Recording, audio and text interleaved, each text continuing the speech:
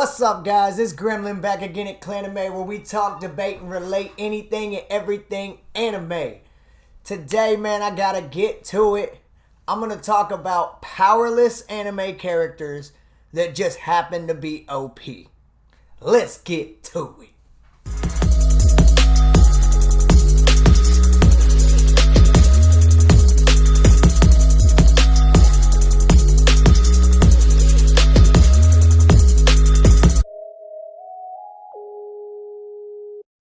Quick disclaimer, I'm not sitting here saying that people with no powers is going to be better than people with powers.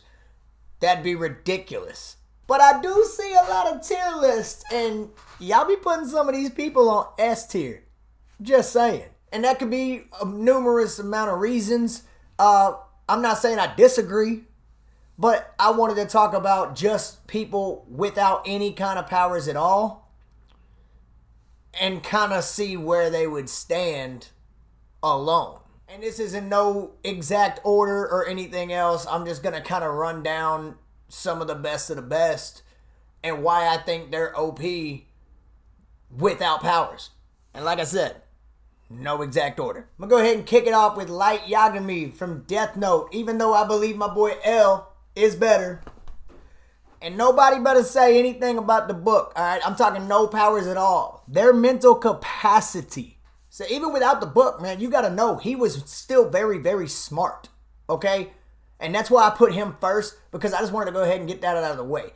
Technically, with the Death Note, he technically has powers, but if you took the book away, which they do, he's still smart. And he can outthink a lot of people. But smarts ain't gonna save him from this next guy. We getting straight into the physical aspects of it all. I'm talking about Yujiro Hanma from Baki. Now when it comes to boxing and street fights, you don't get better than this. It's hand to hand all day, every day. And Yujiro is known as the best. He's a paid mercenary. He's known as the strongest creature on Earth. Still no powers. Nothing. But if we go ahead and go beyond Earth, there might be some other people without powers that are still pretty good. I'm talking about Spike from Cowboy Bebop. You already know. And if you don't know, I'm going to tell you. He's a very laid-back, simple guy, mastered in hand-to-hand combat and martial arts. He's also very proficient in weaponry, such as grenades and guns and a lot of other things. You just got to watch the show. Sleight of hand, pickpockets, everything. Other than that, he's a very laid-back guy. Doesn't really take too much thought into a lot of things. Great show. Really good show. Another really good show, Gintama. So, we gotta mention Jintoki, right? He's a master samurai that would much rather use his smart wits to outdo you before he tries to show how powerful he is. Not a bad way to win a fight. After the war a long time ago, he was named Shiroyasha, which means white demon. That's gotta count for something on how powerful he is as a samurai. Whenever you talk about samurais with non-stop movements and unpredictable combinations, you gotta talk about Mugen from Samurai Champloo. He developed his own style by training himself through time. That's why most of his style is unpredictable and he's able to defeat every enemy that he's come across. And actually, I believe he survived a fall in an elevator one time too. Yeah. Since we're on the topic of samurais, let's go ahead and talk about Himuro Kenshin from Roanui Kenshin. He actually came to the Bakumatsu era where he was an assassin and vowed to never kill again. Moved to Tokyo, opened up his own dojo, and his vow was tested through trying to keep peace. I just love how his mentality has been tested through and through when you watch the show, because he's vowed to never hurt anybody again, but he's trying to help his people and keep peace within the world. It's a great show. But if we're going to talk about somebody trying to be peaceful but having to kill, we got to talk about Thorfinn from Vinland Saga. Thorfinn is my dude! And yes, I know his father's stronger than him, but he died in like episode 6. Which is actually the whole reason we got on this journey. He saw him die at 6 years old. He was held captive and they were going to kill him. So his dad, out of peace was like, oh, kill me instead of him, which is really what his father was trying to teach him the whole time. That's why they had their own village away from war and slavery. But at 6 years old, after witnessing his father die, he hid on the ship and promised himself that he would get revenge for his dad. Needless to say, he was trying to kill the guy. He grew up 17 years old. Askeladd finally got killed by somebody else. Thorfinn then became angry because his whole life journey was to kill Askeladd that Canute ended up doing for him.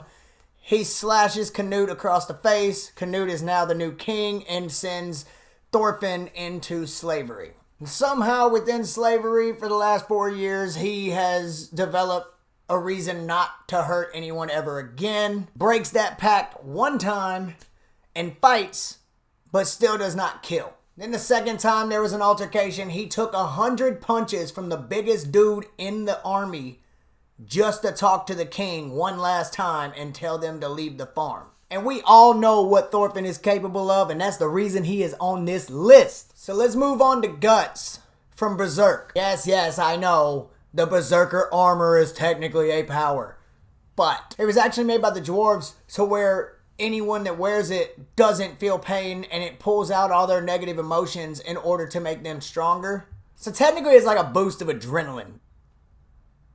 I'm gonna leave that one up for debate. Now you know I had to put a female on the list. I'm talking Olivia Mita Armstrong from Full Metal Alchemist. Y'all already know. And no, she doesn't have any powers. I double checked. She actually hates alchemy and looks down upon it. But her family traits have given her genetically, monstrous strength.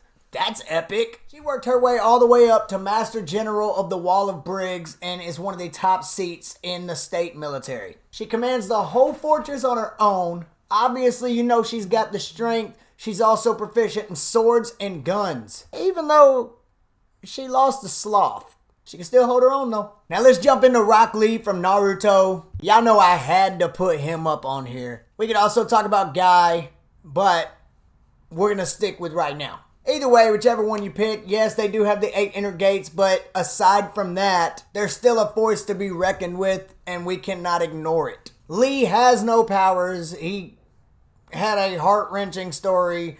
You know, he showed that he was a beast. Nearly died from Gaara. Was told he'd never be a ninja again, and still decided to do it, and is a monster. His martial arts prove everything I need to say about him. Now, I had to bring up my boy Mikey from Tokyo Revengers. Y'all already know. I promise I would never put that wig on again. But check out the clip. I honestly love Mikey on Tokyo Revengers, man. He's one of my favorites of any show. I love all of Tokyo Revengers because there is no powers involved other than Takamichi, where he goes back in time. But other than that, it's all just straight hands. Unless we talk about Mikey, and then you're going to get kicked in the face. He's the leader of the Tokyo Manji Gang, aka Toman, and he's a beast nonetheless. He's one of the shortest people in the show, and he don't back down from nothing. You see him come on screen, everybody, oh my God, it's Mikey. Another one that makes me act like that is my boy Levi Ackerman. Levi! All jokes aside, he is also a very short person, and you got to give it up to short people. I'm short, so obviously he's going to be my favorite. Not to mention he is a monster without powers. His maneuvers, his skills, his swordsmanship. What is not to love about Levi? He's going against colossal titans and wiping them.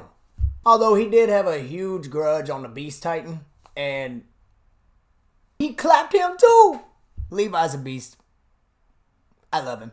Anyways, that's my quick take on all the powerless people that I believe to be OP. Let me know down in the comments if you agree or disagree, or if you have anybody that I did not mention. Go ahead and hit it up. Also, if you want me to elaborate on any of those characters that I mentioned, go ahead and leave that down there as well. And as usual, like, share, and subscribe. Your support is always appreciated. Until next time, peace.